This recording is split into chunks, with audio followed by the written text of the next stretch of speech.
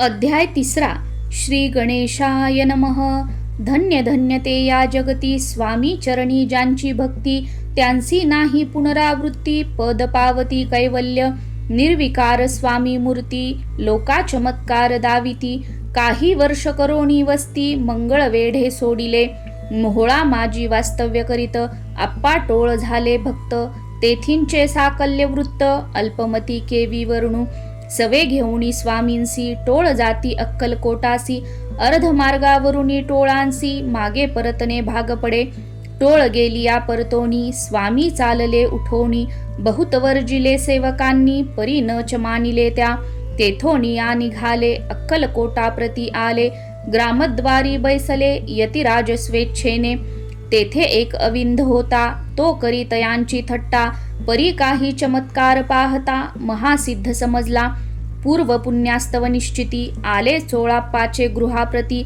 स्वामींसी जाणुनी ईश्वर मूर्ती, चोळाप्पा करी आदर. योग यागादिक काही, चोळाप्पाने केले नाही. परी भक्तिस्तव पाही, स्वामी आले सदनाते. तयाची देखोनी या भक्ती, स्वामी तेथे भोजन करीती. तेव्हा चोळाप्पाचे चित्ती, आनंद झाला बहुसाळ.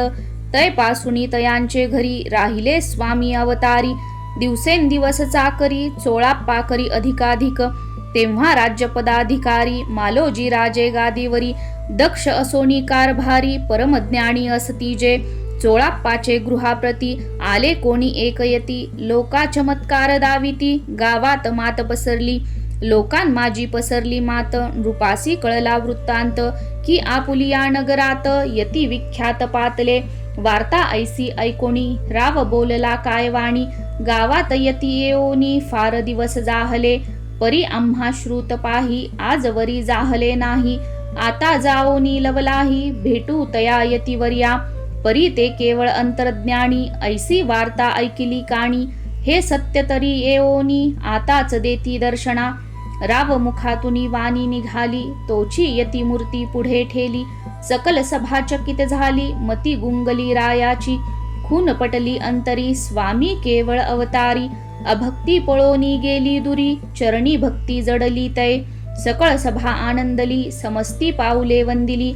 षोडशोपचारे पूजिली, स्वामी मूर्ती नृपराये. इति श्री स्वामी चरित्र सारामृत.